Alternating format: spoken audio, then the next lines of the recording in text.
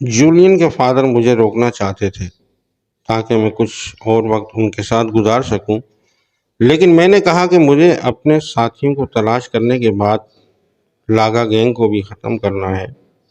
ٹھیک ہے سامی بیٹا، تم ٹھیک کہہ رہے ہو، تمہارا یہ کام ضروری ہے، لیکن تم یہاں کے راستوں کو نہیں جانتے ہو۔ میں تمہارے ساتھ اپنے قبیلے کا ایک آدمی بھیج دیتا ہوں، وہ جنگل میں تمہاری رہنمائی کرے گا۔ یہ ٹھیک رہے گا، آپ اپنا ایک آدمی میرے ساتھ بھیج دیں تاکہ وہ میری رہنمائی کرے۔ میں نے کہا تو جولین آگے بڑھتے ہوئے بولی، فادر میں جاؤں گی سامی کے ساتھ، یہاں کے راستوں کو مجھ سے بہتر کون سمجھتا ہے؟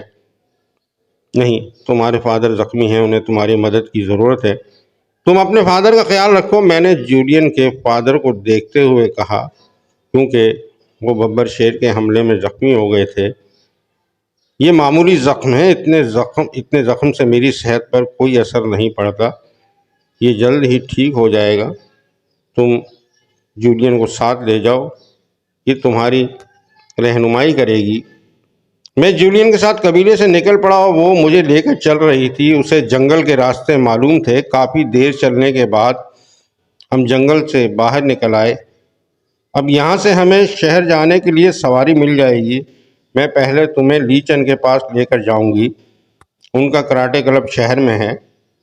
یہ ٹھیک رہے گا، ہمارے پاس لی چن کے پاس جانے کے علاوہ کوئی راستہ نہیں ہے۔ جولین کی بات سن کر میں نے کہا، اور اسی وقت مجھے دریشوار کی آواز سنائی دی۔ وہ مجھے میرا نام لے کر پکار رہی تھی۔ میں نے ادھر ادھر دیکھا لیکن وہ مجھے کہیں نظر نہیں آئی۔ میں یہاں ہوں، اس کی آواز دوبارہ سنائی دی۔ میں نے آواز کی طرف دیکھا، وہ بلندی میں معلق تھی۔ جولین بھی اسے ہوا میں معلق کھڑا دیکھ رہی تھی۔ یہ کون ہے اور ہوا میں اس طرح کیوں کھڑی ہے؟ جولین حیرت زدہ لہجے میں بولی، یہ میری دوست دریشوار ہے۔ میں نے جولین سے کہا، اور دریشوار کو یوں ہوا میں معلق کھڑا دیکھ کر مجھے بھی حیرت ہو رہی تھی۔ مانا وہ جن زادی تھی، ہوا میں اڑ سکتی تھی، لیکن اس طرح جب جولین میرے ساتھ تھی تو اسے اپنی یہ قوت ظاہر نہیں کرنی چاہیے تھی۔ یہ تم کیا کر رہی ہو؟ میں نے دریشوار کو دیکھتے ہوئے کہا تو وہ بولی، میں تمہیں لینے آئی ہوں، تمہیں میرے ساتھ میرے آقا کے پاس جانا پڑے گا۔ تمہارے آقا کے پاس؟ یہ تم کیا کہہ رہی ہو؟ لوگان میرا آقا ہے، وہ بہت بڑا ساحر ہے، اور میں چاہتی ہوں تم بھی اس کی غلامی میں آ جاؤ۔ لوگان کا نام سن کر جولین چونک پڑی۔ وہ مجھے دیکھتے ہوئے بولی، لوگان صاحب، سامی لوگان افریقہ کا بہت بڑا جلاد ساحر ہے۔ افریقہ کے سینکڑوں لوگوں کو اس نے اپنی ساحرانہ طاقت سے غلام بنایا ہوا ہے، اور مجھے لگتا ہے تمہاری دوست دریشوار بھی اس کے شہر میں گرفتار ہے۔ تم ٹھیک کہہ رہی ہو، مجھے بھی ایسا لگتا ہے۔ میں نے بلندی میں کھڑی دریشوار کی آنکھیں دیکھ لی تھی، وہ بالکل سرخ ہو رہی تھیں، اور دریشوار کی آنکھیں ایسی نہیں تھیں جیسی اب نظر آ رہی تھیں۔ تم پاگل تو نہیں ہو گئی ہو؟ تمہیں پتا ہے تم کیا کہہ رہی ہو؟ مجھے اچھی طرح پتا ہے میں کیا کہہ رہی ہوں۔ تمہیں میرے ساتھ چلنا ہے، اگر میں نہ جاؤں تو میں تمہیں زبردستی لے جاؤں گی۔ دریشوار کے تیور بتا رہے تھے کہ وہ مجھے لوگان کے پاس لے جانے کے لیے کچھ بھی کرے گی۔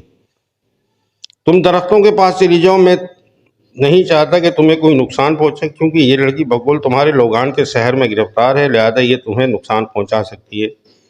میں نے جولین سے کہا، اور جولین ایک فرمانبردار لڑکی کی طرح تیزی سے جنگل کے درختوں کی طرف بھاگ کھڑی ہوئی۔ اب میں تھا اور بلندی پر کھڑی دریشوار۔ ٹھیک ہے، تم اپنی کوشش کر لو، مجھے پتا ہے تم لوگان کے شہر میں گرفتار ہو، اور میں تمہیں اس کے شہر سے آزاد کروانے کے لیے کچھ بھی کروں گا۔ میں نے دریشوار سے کہا تو وہ بولی، تو تم میرے ساتھ نہیں چل رہے ہو؟ نہیں، میں نے انکار میں سر ہلا دیا۔ تو پھر مجھے تمہارے ساتھ زبردستی کرنی پڑے گی۔ کر کے دیکھ لو، لیکن تم ناکام ہی رہو گی۔ لو پھر تیار ہو جاؤ، دریشوار بولی۔ اس کے لہجے میں غصہ آ گیا تھا۔ اس نے کچھ پڑھ کر اپنے ہاتھوں کو گھمایا۔ اس کے ہاتھ میں باریک دھاگے کا ایک گولا آ گیا۔ گولے کو اس نے ہوا میں اچھال دیا۔ گولا ہوا میں جا کر کھلنے لگا، اور اس میں سے کئی دھاگے کے سرے ایک ساتھ نکلے۔ دھاگے کے سرے گولے سے نکل کر تیزی سے میری طرف بڑھنے لگے، اور ان دھاگوں نے لمحوں میں مجھے اپنی لپیٹ میں لے لیا۔ دھاگے باریک تھے لیکن کافی مضبوط تھے۔ میں مکمل طور پر باریک دھاگوں کی گرفت میں آ چکا تھا۔ ہوا میں مولک دھروشوار مجھے دھاگوں کی گرفت میں دیکھ کر بولی، اب یہ دھاگے تمہیں میرے ساتھ لے کر جائیں گے۔ دھروشوار کی آنکھیں لوگان کے سحر کی وجہ سے سرخ تھیں اور وہ انہی سرخ آنکھوں سے مجھے گھور رہی تھی۔ میں نے اپنے جسم کے گرد لپٹے ہوئے دھاگوں کو دیکھا۔ باریک دھاگے میرے جسم کے اندر تک پیوست ہونے کی کوشش کر رہے تھے۔ دھاگوں کو دیکھنے کے بعد میں نے اپنے جسم کو ایک زوردار جھٹکا دیا۔ میرے جسم کے گرد لپٹے ہوئے مضبوط دھاگے کچے دھاگوں کی طرح ٹوٹ ٹوٹ کر میرے جسم سے الگ ہو کر نیچے گرنے لگے۔ دو چار جھٹکوں کے بعد تمام دھاگے میرے جسم سے ٹوٹ کر نیچے گر چکے تھے۔ یہ ناممکن ہے، دھروشوار مجھے دیکھتے ہوئے حیرت سے بولی۔ میرے لیے کچھ بھی ناممکن نہیں ہے، میں نے دھروشوار کی سرخ آنکھوں میں دیکھتے ہوئے کہا۔ یہ لو، پھر اب تمہیں یہ اسٹیل کی پلیٹیں لے کر جائیں گی میرے ساتھ، دھروشوار نے کہا، اور اس کے ایک عمل کرنے کے بعد 5 اسٹیل کی بڑی بڑی پلیٹیں میری طرف بڑھی۔ ایک اسٹیل کی پلیٹ زمین کے اندر گھس کر میرے پیروں کے نیچے آ گئی۔